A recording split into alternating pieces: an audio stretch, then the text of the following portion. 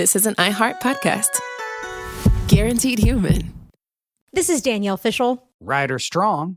And Will Friedle from Pod Meets World. You know what I didn't expect? Becoming best friends with Chewy's customer service.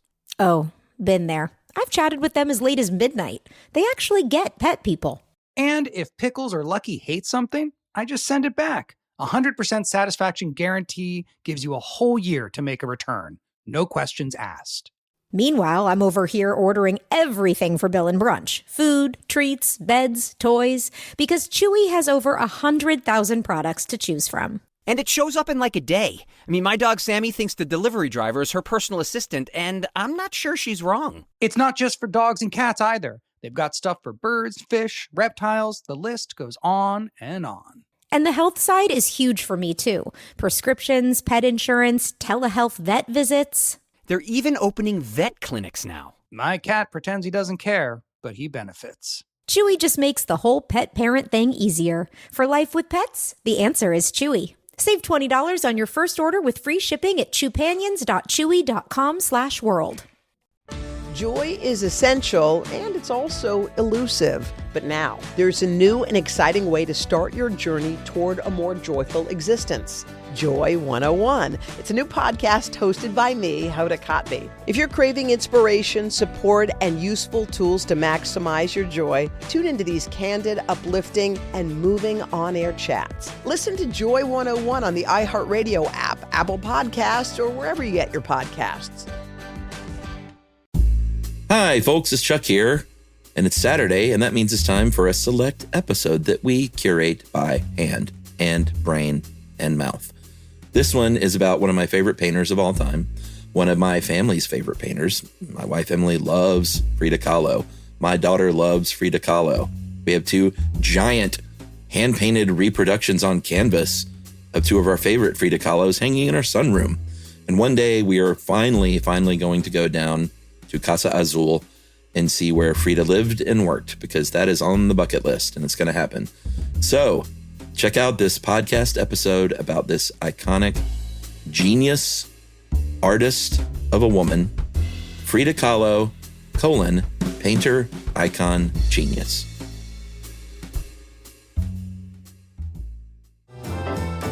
Welcome to Stuff You Should Know, a production of iHeartRadio.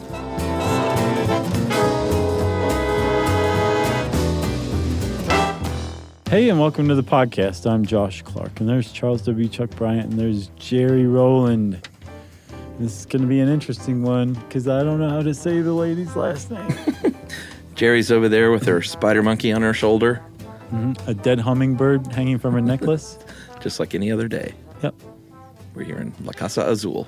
Right, and she's gotten a hold of some eyebrow pencil and filled in between the two across the bridge of her nose. So I'm excited about this.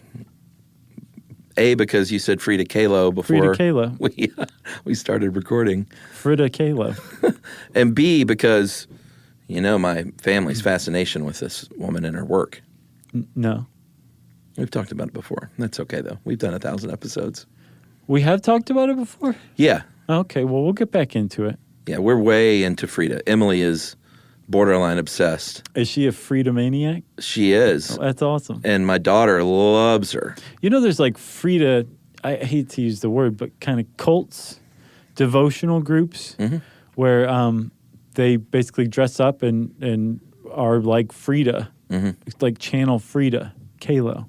Yeah, because as one of these articles that we source from points out near the end, not only does she draw in people for her art, but she draws in feminists, and she draws in women who have suffered miscarriages, and disabled people who have suffered great pain and chronic pain in their life. Yeah. So she, through her life, she's able to touch a lot of people because of her life. And I'm sure with any artist, where if you know, the more you know about the artist, the more you can appreciate their art. Sure. With Frida Kahlo, it's almost like... You got to quit saying that. Frida Kahlo? Kahlo. Kahlo. Yeah. My whole life I've been saying Frida Kahlo. I like it. It rolls off the tongue. Yeah, but, you know, let's give her the due respect. When did we start doing that? I don't know. Okay. So you almost you just almost can't fully appreciate any piece of her work without knowing at least the basics of her story, I think. Well, yeah, and certainly once you know the basics, you're like, oh, right. That's where all this comes from. It really makes sense. Yeah.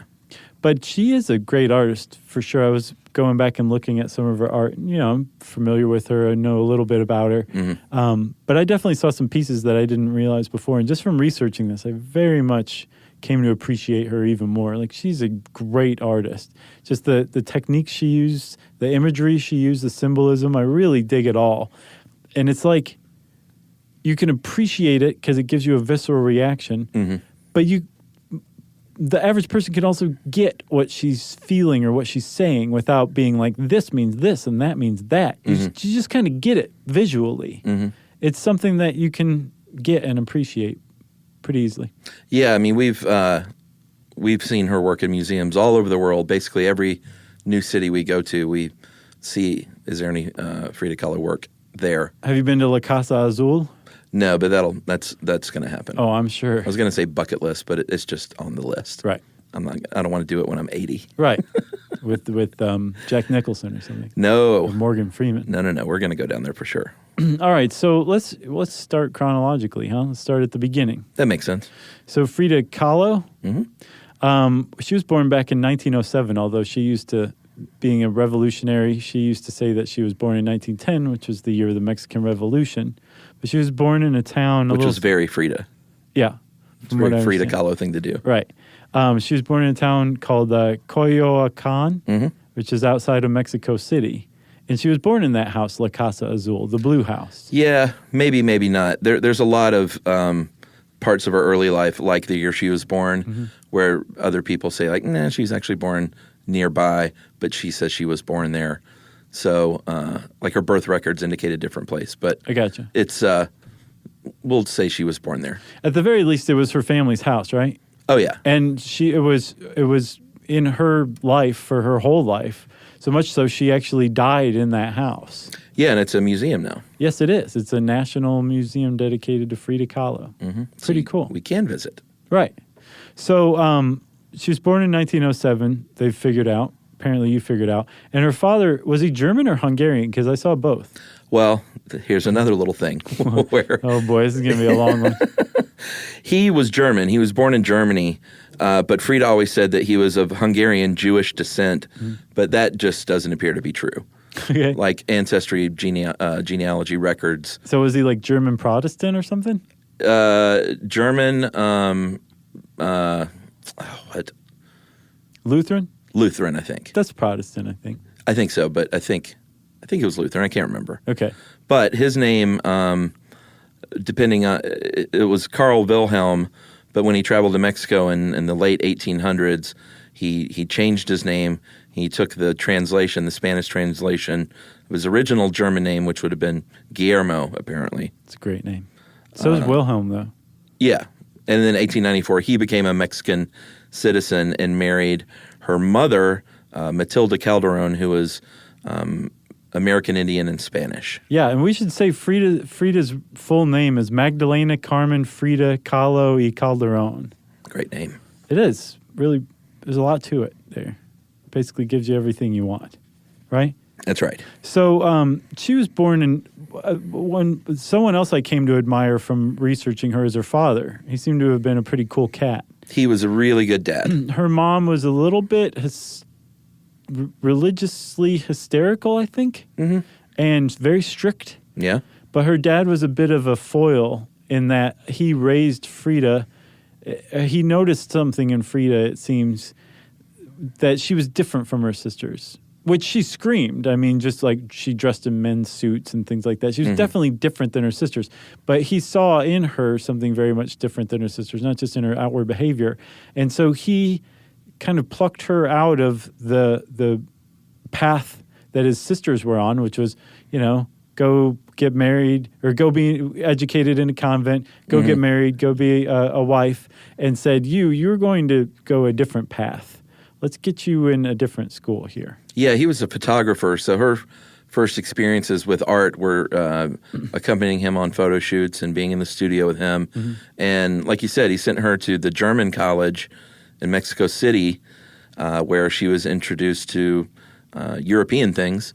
And very sadly, she was sexually abused there. Yeah. And then ended up going to, and I think was one of only 35 young girls to go to the National Preparatory School in Mexico, because that was right around the time of the Mexican Revolution. Yeah. He said maybe we should start letting young women in here. Yeah, and she wanted to be a doctor. Yeah, she excelled in biology and some others, and was on a path to become a doctor, actually.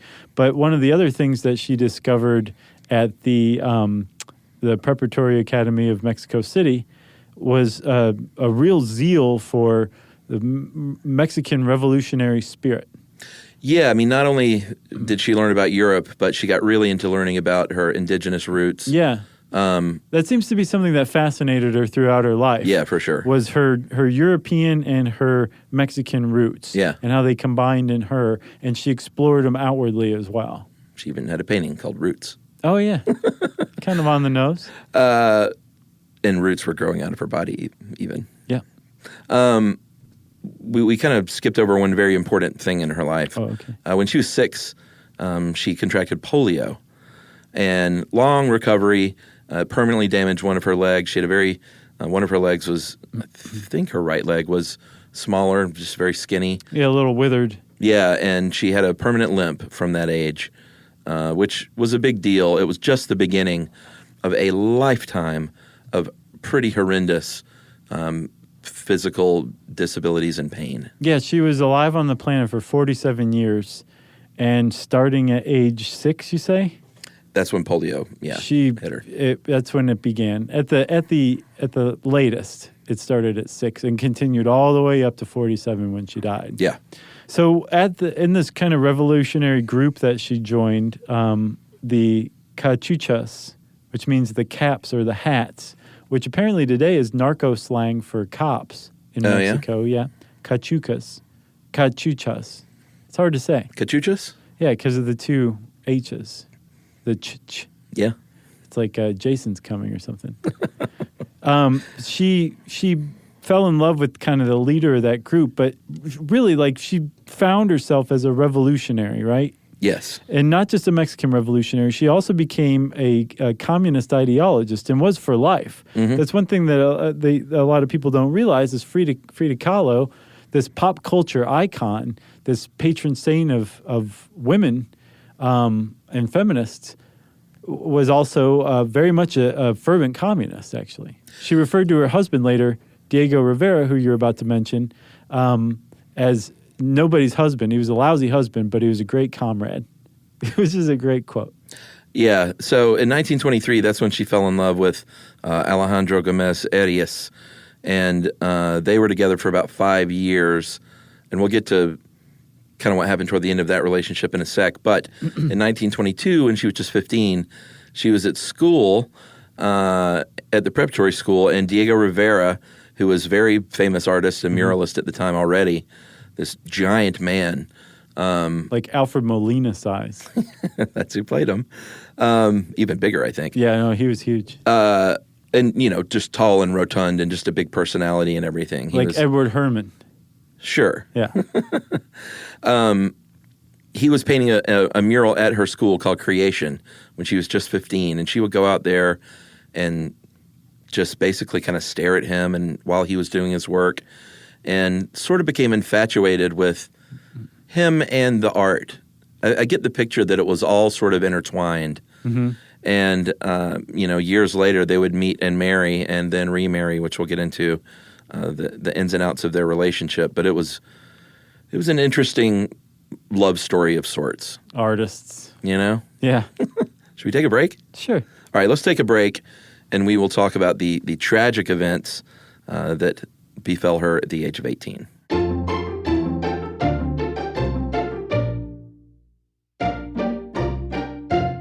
This is Danielle Fishel. Ryder Strong. And Will Friedle from Pod Meets World. Let's talk Chewy. Yes. For starters, they've got over 100,000 products. Food, treats, toys, beds. And as a dog and a cat mom, I can go to Chewy for literally anything I need, and it ships fast. And Chewy's customer service is unreal. Day or night, they're ready to help. You know what else I love? They handle prescriptions, pet insurance, telehealth, vet visits, and they're rolling out vet clinics across the country. For life with pets, the answer is Chewy. Save $20 on your first order with free shipping at chewpanions.chewy.com/world. Joy is essential, and it's also elusive. You can't order it, you can't borrow it, or simply hope it into life. But now, there's a new and exciting way to start your journey toward a more joyful existence. Joy 101. It's a new podcast hosted by me, Hoda Kotb. Together, guys, we'll have meaningful conversations with the world's most fascinating people. Entertainment legends, sports icons, wellness experts, and everyday people will share how they find, allow, and experience joy. And I'll offer some of my own tips and takes on seeking a more balanced and harmonious life. If you're craving inspiration, support, and useful tools to maximize your joy, tune into these candid, uplifting, and moving on-air chats. Joy after a breakup, joy as an empty nester, joy after a loss, joy as a caretaker. This new podcast will speak to you. Listen to Joy 101 on the iHeartRadio app, Apple Podcasts, or wherever you get your podcasts. June is Black Music Month, and on the Drink Champs podcast, we're speaking with the hottest names in the culture, like Sway Lee. Do you realize how legendary you are? I appreciate that. I be seeing it, but I'm like, man, I still got like so much more to do. Like Prince, he dropped like 30 albums. We dropped like 5 right now. Like, that's the rate we gotta be going. Yeah, that's a good attitude. You'll also hear stories from industry legends and hip-hop pioneers like Fab Five Freddy. I directed one of Nas's early videos. Which one? One Love. Wow. Yes. I literally filmed in his apartment in Queensbridge. Wow. His moms was still up in that apartment. Nas was just beginning to take off. His pops used to live near me in Harlem. His dad introduced him to a whole lot of, conscious stuff, and he made a young prodigy. No matter the era, Drink Champs brings you the biggest names and the most unfiltered conversations. Listen to Drink Champs from the Black Effect Podcast Network on the iHeartRadio app, Apple Podcasts, or wherever you get your podcasts. Keith Giamanco seemed like a mild-mannered suburban dad, but secretly, he became someone else, a master of disguise who went on a crime spree. At the time, did it seem like a crazy idea? It seemed very crazy, but I felt so desperate that I felt it was the quickest, easiest way out. Did you allow yourself to think about how it could go wrong and what that might look like? No, I didn't want to manifest that. I was trying to manifest success. Every family has its secrets. But what happens when you discover that your dad has been living a double life? That is not the look of an innocent man. This is going to change my life and my family dynamic forever, because everything that had existed prior in my reality is now untrue. Listen to Deep Cover The Family Man on the iHeartRadio app, Apple Podcasts, or wherever you get your podcasts.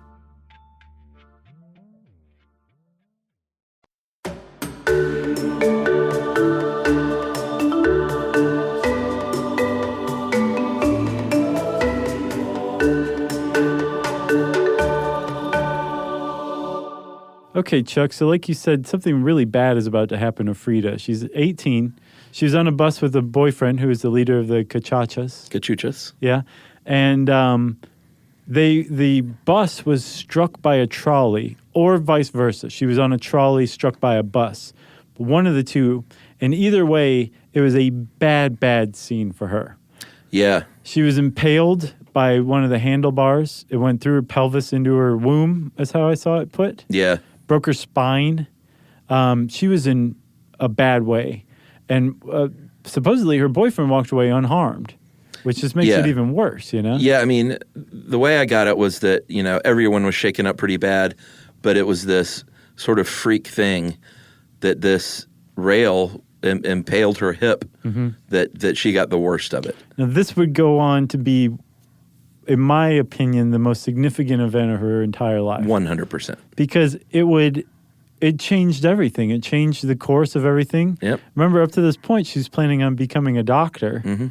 And she was so laid up for so long and so immobilized that she basically said, well, there goes my chance of being a doctor. I'm not going to be able to catch up. I'm not going to be able to move. Who knows if I'll be able to walk again. And it just shifted direction. Plus, that whole womb thing is going to come into play later on. And that will definitely influence her art for sure, too. Yeah, so she's bedridden for months. I think she had something like 13 or 15 surgeries from that point on for the next 30 years. Mm-hmm.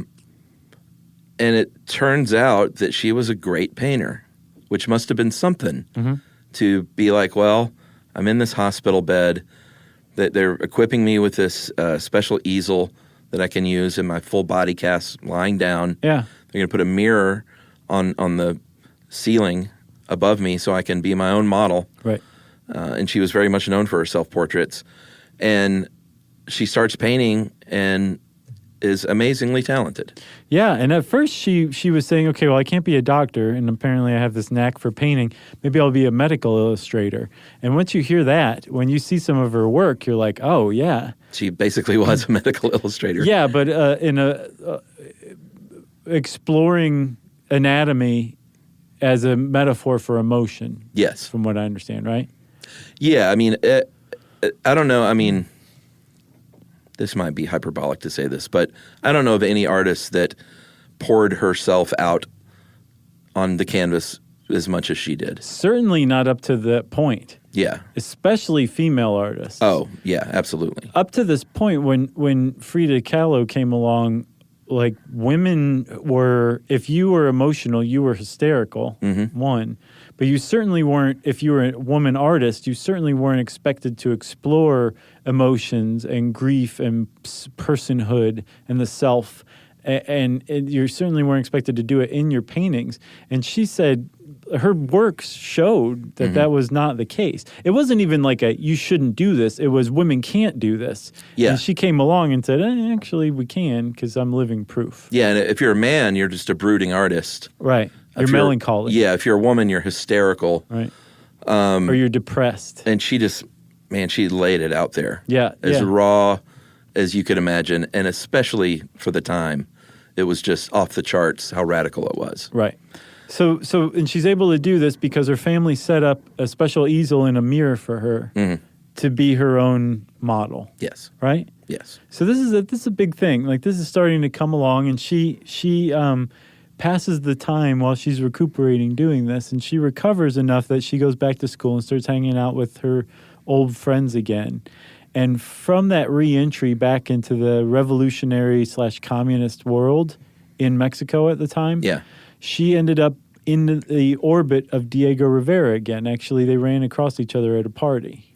Yeah, and this was it, man. From that point forward, they would be tied to one another through their work and through their multiple marriages to one another. She was 22. He was 20 years older than her. And he very much encouraged her early on. Yeah. And championed her and was her mentor as an artist. Well, she went up to him at this party and said, I want you to look at my work and tell me, should I pursue this? Am I an artist or is this just nothing? And he looked at her work and he said, you are an artist. Yeah. This is astounding. You have what it takes and you should keep pursuing being an artist. And as a matter of fact, let's get married. Yeah, I mean, he was attracted to her, but I haven't seen anything that led me to believe that any of his support of her work was not genuine. Right. And because he wanted to get her in the sack. No. He wasn't that kind of guy. He would get anybody in the sack. He certainly didn't have to marry you, and he certainly didn't have to tell you were a great artist. That was below him. I saw a thing. They both had multiple affairs. We'll talk about that throughout their marriage. And, maybe or maybe not so understanding of each other doing so. Right. But I saw at one point that he supposedly got his doctor to write a note that said that he was physically incapable of being faithful. Really? That's so Diego. I don't know if that's true or not. So he had, I just want to get this quote in. He had a great quote about her as an artist. He said that she was a realist as far as her art's concerned. She was, quote, the first woman in the history of art to treat with absolute and uncompromising honesty, one might even say cruelty, those general and specific themes which exclusively affect women. Yeah. Like those are pretty strong words from a renowned artist Diego Rivera was world renowned by this time already. So when he looked at her art and had things like that to say about it, it really meant something. If she ever was an outsider artist, she wasn't anymore. She was a genuine artist. She'd been decreed as such by the cream of the crop. Yeah, and she, I think the article on her own website downplays a little bit her successes during her life. It's certainly nothing compared to what she got many, many years later, decades later after her death. Right. They weren't Frida maniacs back then. Right. But she also was not just completely unknown as an artist. I mean, she got some notoriety during her life. She got to know Picasso. She got to know, these were the circles she traveled in, partially because of Diego Rivera. But they started moving around, starting in the 1930s.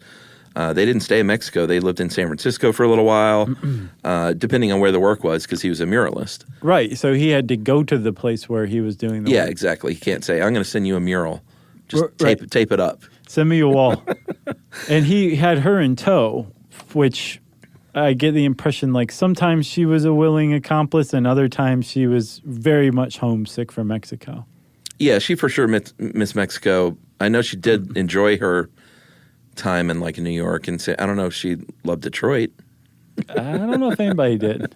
They moved to Detroit while he worked for the Detroit Institute for the Arts, but very famously in the 1930s they lived in New York City when Diego Rivera was commissioned by Nelson Rockefeller, who in the great movie by Julie Taymor and Salma Hayek was played by Edward Norton.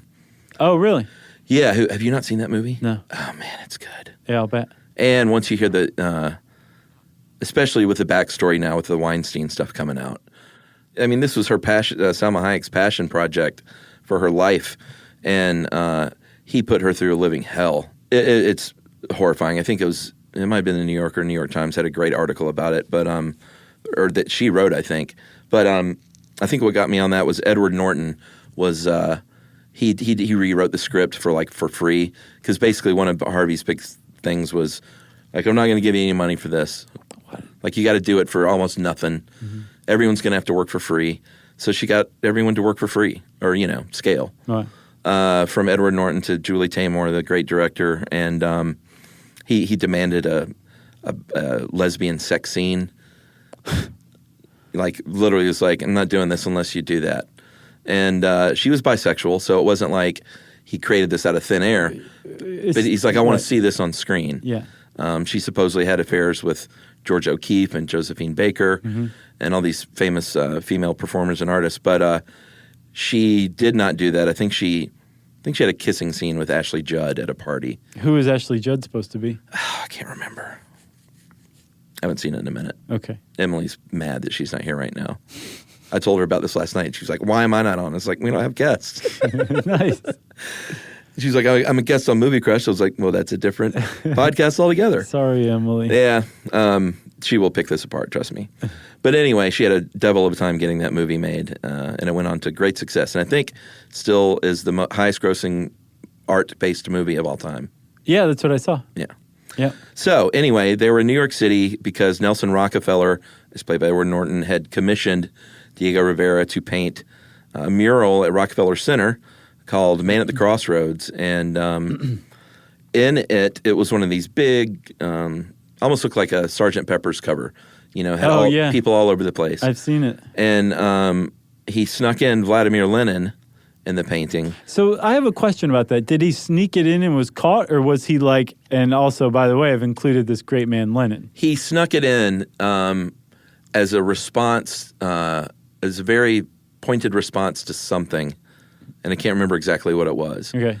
But it wasn't originally in the plan, and I don't know if it was in the original sketch. I might be getting this slightly wrong. But at any rate, he got Lenin in there, and Rockefeller was not happy. I think it was more of his family. He stayed his friend. It wasn't like he was like, I hate you. You're big poopy pants. Go back to Mexico. Right. But he stopped the work. That painting mural was removed and destroyed. But eventually... Was it destroyed? Yeah. Man. Pretty sad. But eventually, Rivera recreated that. Okay. A little smaller in Mexico City and changed the title to Man, Controller of the Universe. And then in parentheses, up yours, Rockefeller. Maybe so, but that just sort of puts a button on them moving kind of all around the United States for a while. And this is when she was being introduced to high society and everyone from, like I said, Josephine Baker to Trotsky. And she was working at the time too, right? It wasn't like she was just hanging out. Yeah, she was still painting. And one of the paintings she did was the suicide of Dorothy Hale. Yeah, that was interesting. So she was commissioned by Claire Luce Booth, Little Deuce Coupe. She was from the publishing family of Time. I think she published Vanity Fair, something like that. She's a great publishing magnate. And this was back in the 30s. And she was friends with Dorothy Hale, who was an actress, a well-known actress, who had hit on hard times financially and was having to live on the generosity of her friends. And she climbed up to the highest point of the high-rise that she lived off of and jumped to her death. And it devastated Claire Booth Luce. And I hope I get that right, at least somewhere. And who was her friend, and she commissioned Frida Kahlo to do a painting, which she thought this would be a portrait to commemorate my friend Dorothy. Yeah. That's not at all what Frida Kahlo did. Yeah, I don't know if she realized who she was commissioning fully. Yeah. She's like, have you seen her work? Right. So what Frida Kahlo did was she took this assignment and commemorated not Dorothy Hale necessarily, but Dorothy Hale's death by suicide. Yeah. It's almost like a step-by-step diagram. It shows her at the top of the building in midair, and then in the foreground, largest of all, is her broken, bloody body on the ground. But it has this very somber text caption, basically, across the bottom in a scroll that explains what this is and how sad this is. Yeah.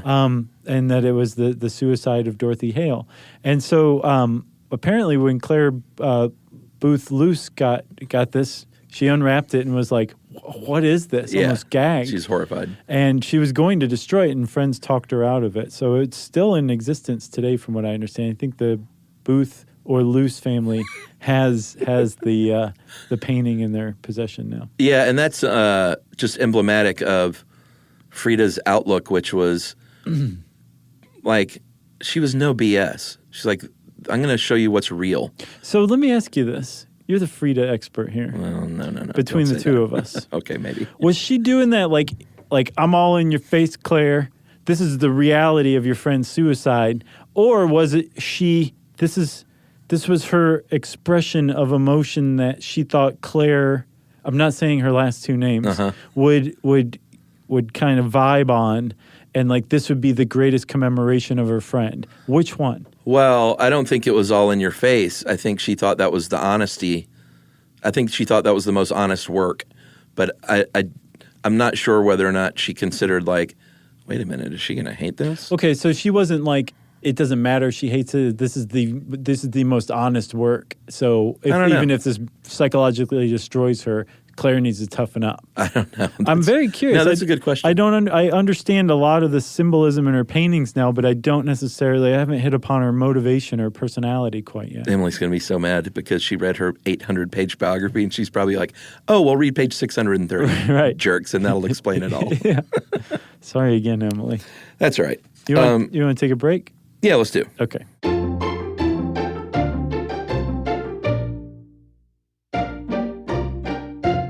This is Danielle Fishel. Ryder Strong. And Will Friedle from Pod Meets World. Let's talk Chewy. Yes. For starters, they've got over 100,000 products. Food, treats, toys, beds.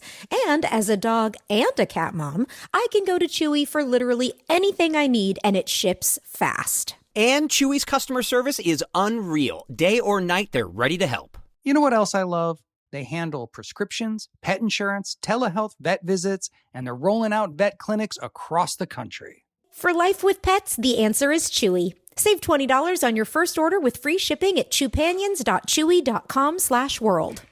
Joy is essential, and it's also elusive. You can't order it, you can't borrow it, or simply hope it into life. But now, there's a new and exciting way to start your journey toward a more joyful existence. Joy 101. It's a new podcast hosted by me, Hoda Kotb. Together, guys, we'll have meaningful conversations with the world's most fascinating people. Entertainment legends, sports icons, wellness experts, and everyday people will share how they find, allow, and experience joy. And I'll offer some of my own tips and takes on seeking a more balanced and harmonious life. If you're craving inspiration, support, and useful tools to maximize your joy, tune into these candid, uplifting, and moving on-air chats. Joy after a breakup, joy as an empty nester, joy after a loss, joy as a caretaker. This new podcast will speak to you. Listen to Joy 101 on the iHeartRadio app, Apple Podcasts, or wherever you get your podcasts. June is Black Music Month, and on the Drink Champs podcast, we're speaking with the hottest names in the culture, like Sway Lee. Do you realize how legendary you are? I appreciate that. I be seeing it, but I'm like, man, I still got like so much more to do. Like Prince, he dropped like 30 albums. We dropped like 5 right now. Like, that's the rate we gotta be going. Yeah, that's a good attitude. You'll also hear stories from industry legends and hip-hop pioneers like Fab Five Freddy. I directed one of Nas's early videos. Which one? One Love. Wow. Yes. I literally filmed in his apartment in Queensbridge. Wow, His moms yeah. was still up in that apartment. Nas was just beginning to take off. His pops used to live near me in Harlem. His dad introduced him to a whole lot of, conscious stuff, and he made a young prodigy. No matter the era, Drink Champs brings you the biggest names and the most unfiltered conversations. Listen to Drink Champs from the Black Effect Podcast Network on the iHeartRadio app, Apple Podcasts, or wherever you get your podcasts. Keith Giamanca seemed like a mild-mannered suburban dad, but secretly, he became someone else, a master of disguise who went on a crime spree. At the time, did it seem like a crazy idea? It seemed very crazy, but I felt so desperate that I felt it was the quickest, easiest way out. Did you allow yourself to think about how it could go wrong and what that might look like? No, I didn't want to manifest that. I was trying to manifest success. Every family has its secrets. But what happens when you discover that your dad has been living a double life? That is not the look of an innocent man. This is going to change my life and my family dynamic forever, because everything that had existed prior in my reality is now untrue. Listen to Deep Cover The Family Man on the iHeartRadio app, Apple Podcasts, or wherever you get your podcasts.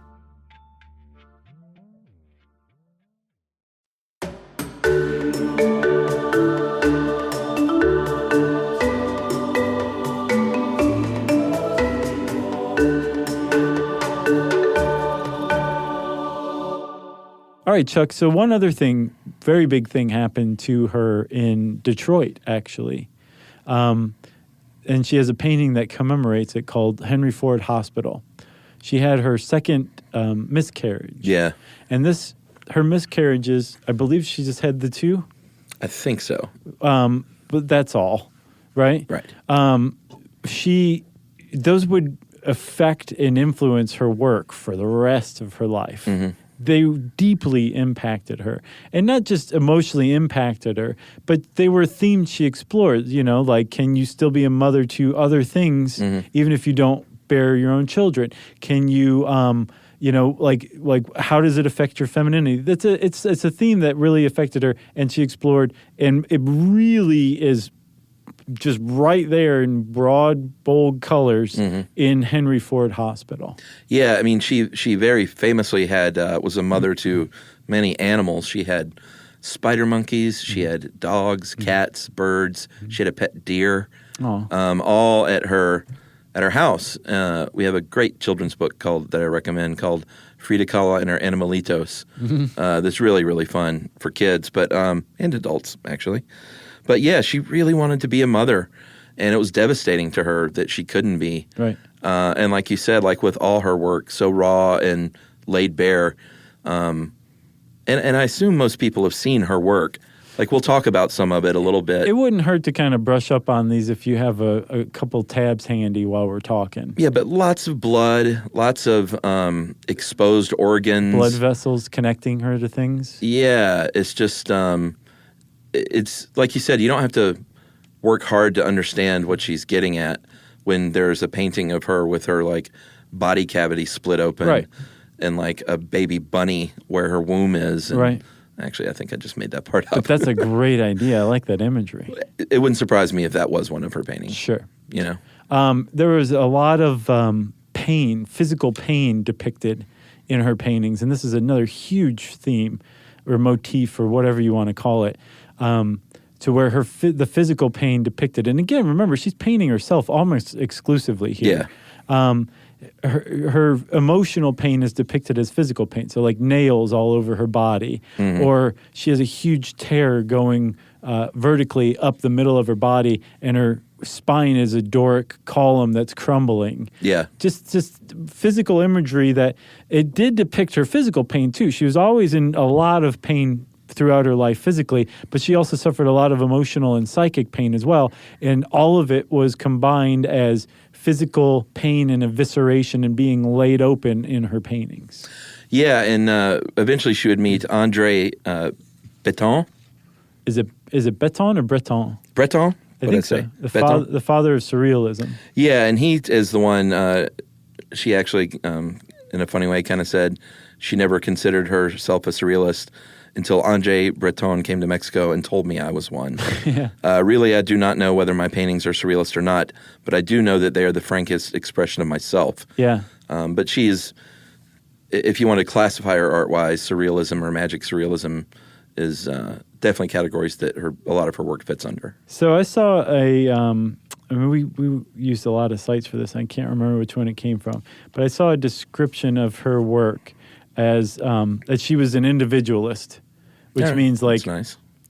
She was her own thing. She may have had influences, and she definitely had Mexican indigenous art influence. That was a huge thing that really drives like the visual impact of her paintings. But as far as like schools of art go or movements, she tapped into primitivism, indigenism, magic realism, surrealism, and again, all of it combined to make her an individualist artist. Well, yeah, you mentioned the her indigenous roots, and she very much and I think Diego Rivera is one who really encouraged her to embrace that, and she started. She kind of. I mean, she wore suits and stuff sometimes when she was a kid, but she wore more European-style clothing when she was younger, and then really started wearing more Mexican... indigenous stuff? Yeah, really colorful stuff, and most famously captured in maybe her most famous painting, The Two Fridas, in 1939. It's the double self-portrait that on one side it shows her in the more modern European clothing, and then on the other side... it's her in her more indigenous Mexican clothing, right. And both of them have their hearts exposed. I think on the European side, the arteries are severed and things. On the Mexican side, it's intact. The heart is intact. Really, really pretty. It is very pretty. A lot of her work was pretty. Some of it, sometimes it's like, it looks very primitive, and then other times there, in some details, like the eyes of a cat or something like that, you're like, wow, that's very like almost photorealistic.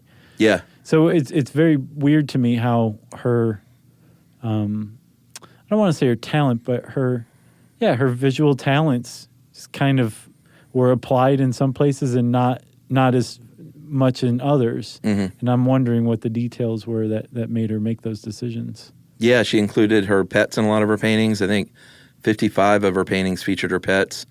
Some very famous ones with her spider monkeys and birds on her shoulder. My favorite one is called "What the Water Gave Me." I guess it's a self-portrait in a way of her in a bathtub from her vantage point. So you just see her feet and toes sticking out at the end of the tub, and then the water is just full of all kinds of other stuff. Like I don't think I've seen that one. It's really nice. Like there's a volcano with the Empire State Building coming out of the center of it, with like gangrenous lava flowing over the sides. Wow. Because she would get gangrene later in life, just another physical malady, and had one of her legs amputated below the knee. Yeah. There was a dead bird, a one-legged bird, being pierced by a tree. There's a nude woman floating next to her dress. Looks like her parents on their wedding day, and it's all like in the bathtub water, with her feet and toes sticking out. One toe, of course, is mangled and cracked and bloody. Mm-hmm. There was so many gruesome aspects to so much of her work. Right. But it kind of punches you in the gut. Very much. Like, it's to see these things in person is like, especially if you're a fan of her work, to actually stand in front of one of them and put your nose 6 inches from it is really pretty astounding. Do not sneeze. No. Do not sneeze on the art. They have signs everywhere. This article, our How Stuff Works article, points out the wounded deer. Yeah, that's a good one. And My Birth, both in the same paragraph here. Those are two of my favorites, actually. My Birth is so just twisted, but it's also really simple and straightforward. Mm-hmm. It's her mother, but you assume it's her mother. The sheet's actually placed over her mother's head, so you never see her face. And you also kind of get the impression that it could be Frida as well. But it's Frida's head, grown-up Frida, like coming out of the birth canal, the womb, as it were. Yeah, very I graphic. feel like such like a 19th century like white guy calling it a womb, you know? Yeah. But yeah, it is graphic, but it's also, it kind of, I don't know. I don't want to armchair critique it or anything like that. I just like that one. And then The Wounded Deer, I think, is awesome too. Yeah, we should probably apologize to every art historian and critic. Like, when it comes to art, I love, and I know you do too, love going to museums. Mm-hmm. And you're probably where I am, which is, I just like what I like, you know, if it looks nice to me. Right. And nice doesn't mean, oh, that's pretty. But, you know, if it touches me in some way, then I'm like, I like that. Sure. I don't, I That's enjoy what art's supposed to do. I enjoy reading the placards and then understanding a bit more behind it. Yeah. But I'm definitely not some art historian or critic. Although I do appreciate having art explained to me by art historians and critics, by it's people nice. who know, like Sister Wendy, that whole series from the 80s or 90s. I don't know that. Oh, man. I've told you about it before. She's this nun who understands art better than anybody in the world. And she had like really? a little PBS series for a while where she could just explain art, and you just wanted to watch the next episode so bad. Yeah. But I think the level that you and I are at, that you were characterizing, is it was best captured on a Simpsons, where there was a museum audio tour that was narrated by Melanie Griffith. And when they put it on press play, she's like, oh, let's see what's in this room. Oh, this one's nice. I like this one. God. Oh, look at that one. What's in the next room? Oh. That's the level we're at of understanding and appreciating art. Melanie Griffith level. We briefly mentioned Leon Trotsky earlier, the exiled communist and rival to Stalin. They were friends, and they hosted him, she and Diego Rivera, at the Blue House, and supposedly had a brief affair, although other people have questioned whether or not she really did, because of, I think last year, a lot of her love letters to Diego were published. Oh, yeah? Yeah, and it's really interesting. Their relationship, you know, they divorced in 1939, remarried the next year in 1940, lived in separate houses. They both had their infidelities, but a really interesting, complex relationship. Mentor-student, lovers, friends, rivals as well in some cases. Yeah. But it's hard to, obviously, as an outsider, encapsulate it on a podcast, but a very complex relationship full of respect and admiration on some levels, but also he was also that, you know, sort of the time in Mexico and America, just that male macho thing going on. Yeah. I mean, for goodness sakes, he tried to have his doctor write a note that said he was physically incapable of being faithful. Right. So let's just say male-dominant, complex marriage and relationship. Well, I also saw she could kind of, you know, put up with his affairs, and she definitely had her own, but supposedly his affair with her younger sister, like, really crushed her. Yeah, that was, I think, led directly to their divorce. Yeah. I could see that. Yeah, that was uncool. Yeah. Diego. Yeah, even with a doctor's note, Diego. Yeah, and he died just a few years after her, I believe, right? I don't know when he died, actually. Yeah, I think he died 3 years after her. by the 1950s, her health was really declining. She kept having these surgeries, kept painting. In 1953, she had a solo exhibition. And I love this. Man, she couldn't get around, and this is so great in the movie. She wasn't going to go at all, and then they brought her in by ambulance, brought in a 4-poster bed, and that's where she was in the gallery. She was laying in bed, like, greeting people. Yeah. She received everyone while she was in bed, bedridden. Pretty amazing. And she died a couple of weeks later, I think. Actually, I think the last time she was seen in public, she showed up for a protest against the U.S.-backed coup that overthrew Arbenz in Guatemala. Yeah, Edward Bernays coming back in. Right. Into the picture. Every time. Yep. And she died again at age 47, man, after a life of pain, but a very productive life of pain, too. She changed things quite a bit. Yeah, and with her death, she it's listed as pulmonary embolism, but they never did an autopsy, and it's generally believed that she committed suicide. Oh, by how? Pills. Her personal nurse said that she took 12, I think, painkillers when she knew that her max was 7. And earlier that evening, she had given Diego an anniversary present a month early. Oh, okay. Which it all kind of adds up in the chronic pain, and just, this was after polio, after gangrene, after amputation, after pneumonia. After the bus accident. After the bus accident. So, she may have just ended it. Wow. Understandably. Yeah. So when she died, like you said, she was, fairly well known in certain circles in the art world. But when she died, her work kind of entered into obscurity for a few decades. It was dormant. And then, that's well put. And then in the late 70s, it was rediscovered by I guess, nationalists, you could call them, art nationalists in Mexico. And she has been basically a pop icon ever since. Once her story was really established and built and her work came back out, she's just never really left the art scene since. Yeah. Which is pretty cool. Very cool. If she is in a museum near you, go check it out. Do you want to talk about her famous eyebrow? Because I think this article did a really good job of addressing it. Yeah. So she painted herself. She very famously had what you would call a unibrow, right? Yes. And she would paint it a lot. But the article on House of Works quotes a book by Desmond Morris called The Naked Woman, A Study of the Female Body. And he basically says, Desmond Morris says that, like, women will pluck their unibrow into nothingness, like, religiously. And that it takes a woman who is above fashion to flaunt her unibrow. Yeah. And that term, above fashion, perfectly encapsulates Frida Kahlo. Yeah. Which I thought was a pretty cool thing, because Desmond Morris wasn't talking about Frida Kahlo. This article went out of its way to go find that and bring it in. And I think it analyzes her appreciation of herself inside and out pretty well. Yeah, I mean, if there was one thing that she did on her canvas was say, "This is me." Right. In every single way, inside and out.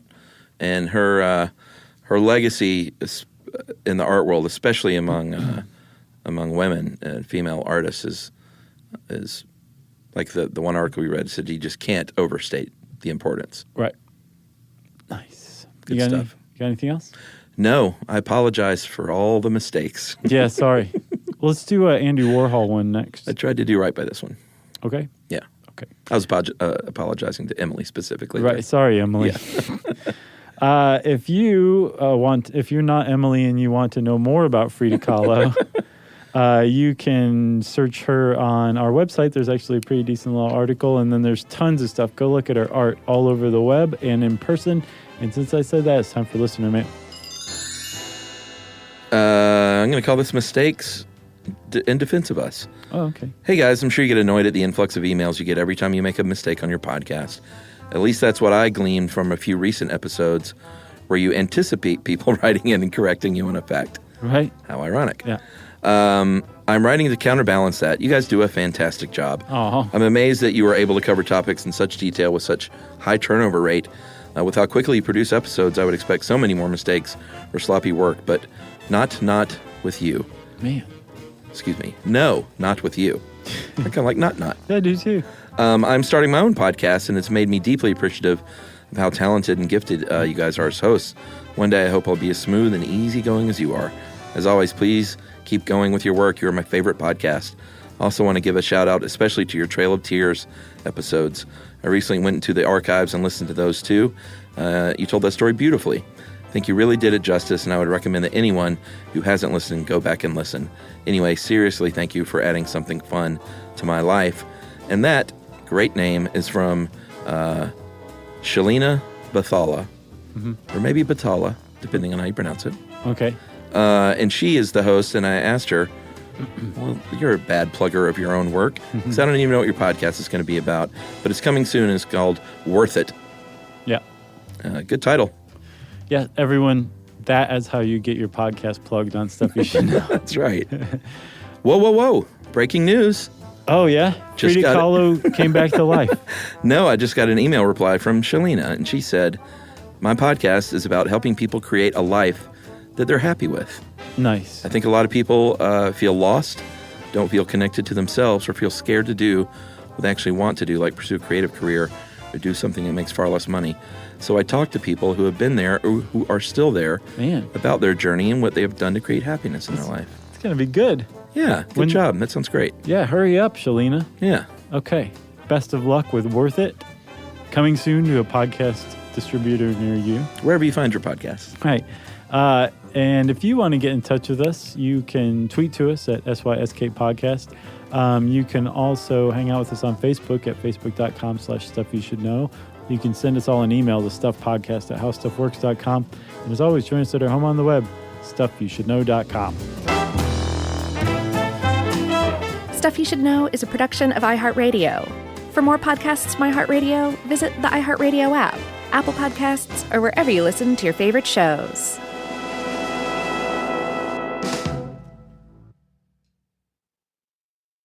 This is Danielle Fishel. Ryder Strong. And Will Friedle from Pod Meets World. You know what I didn't expect? Becoming best friends with Chewy's customer service. Oh, been there. I've chatted with them as late as midnight. They actually get pet people. And if Pickles or Lucky hate something, I just send it back. 100% satisfaction guarantee gives you a whole year to make a return. No questions asked. Meanwhile, I'm over here ordering everything for Bill and Brunch. Food, treats, beds, toys. Because Chewy has over 100,000 products to choose from. And it shows up in like a day. I mean, my dog Sammy thinks the delivery driver is her personal assistant, and I'm not sure she's wrong. It's not just for dogs and cats either. They've got stuff for birds, fish, reptiles. The list goes on and on. And the health side is huge for me, too. Prescriptions, pet insurance, telehealth vet visits. They're even opening vet clinics now. My cat pretends he doesn't care, but he benefits. Chewy just makes the whole pet parent thing easier. For life with pets, the answer is Chewy. Save $20 on your first order with free shipping at chewpanions.chewy.com/world. Joy is essential, and it's also elusive. But now, there's a new and exciting way to start your journey toward a more joyful existence. Joy 101. It's a new podcast hosted by me, Hoda Kotb. If you're craving inspiration, support, and useful tools to maximize your joy, tune into these candid, uplifting, and moving on-air chats. Listen to Joy 101 on the iHeartRadio app, Apple Podcasts, or wherever you get your podcasts. This is an iHeart podcast. Guaranteed human.